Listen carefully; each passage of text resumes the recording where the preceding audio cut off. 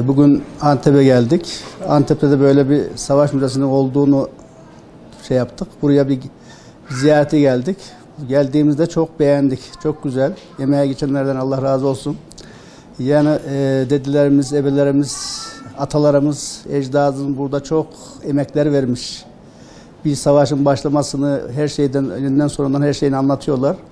Çok güzel yapmışlar, çok güzel olmuş. Emeğe geçenlere çok teşekkür ediyorum. Fransa'nın zulmüne burada şahitlik ettik. Yani çok zulmetmişler. Yani buradaki anlatılanlardan, yazılanlardan, çizilenlerden gördüğümüze göre yani gerçekten çok zulmetmişler, aç bırakmışlar.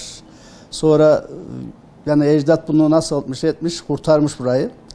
Yani çok emeğe geçmiş buradaki insanların. Peki duygulandınız mı? Çok duygulandım. Evet, çok duygulandım. Vallahi biz onlardan daha çok sahip çıkmamız gerekiyor. Tabii sahip çıkmamız gerekiyor. Bilhassa şimdi gençliğin bunu daha iyi görmesi lazım. Daha iyi sahip çıkması lazım. Bugünkü durumlar o günden farklı değil şu anda.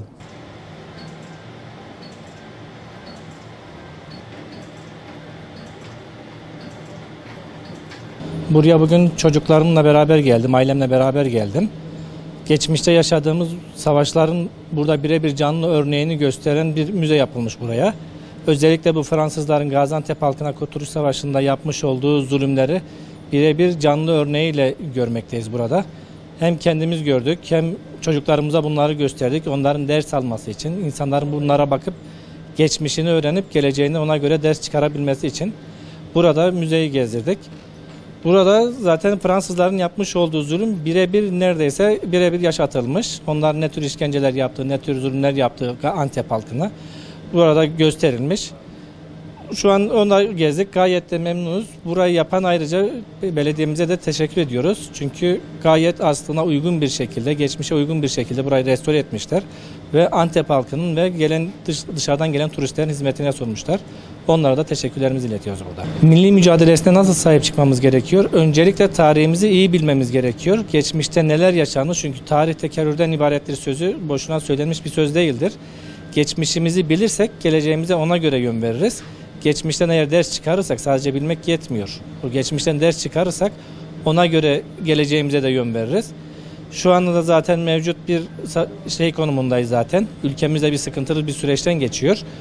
Bu süreçten de geçerken devletimizin, milletimizin yanında olmamız lazım. Topyekün, hiçbir şekilde görüş ayrılığına düşmeden hükümetimizin, devletimizin yanında olmamız lazım.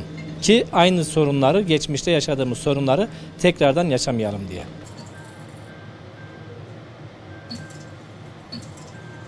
Daha önce de Gaziantep iline geldim. 2 sene önce. Buraları gezdim. Milli mücadele dönemimizi anlatan Kurtuluş Savaşı'nda Antep halkının Fransız askerlerine karşı verdiği mücadeleyi anlatan, onların tarih dolu yerlerini gezdim.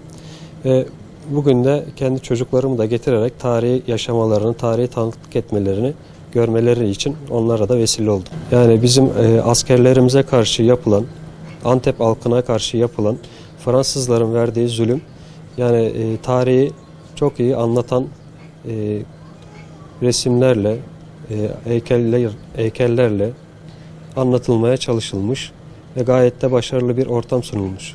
Tabii insan tarihini öğrendikçe, tarihini tattıkça duygulanmamak elde değil. Yani o tarihlere gidiyor insan ve bu savaşların nasıl kazanıldığını, nasıl topraklarımızı kurtarıldığını çok iyi de anlatılıyor ve insan gerçekten çok duygulanıyor.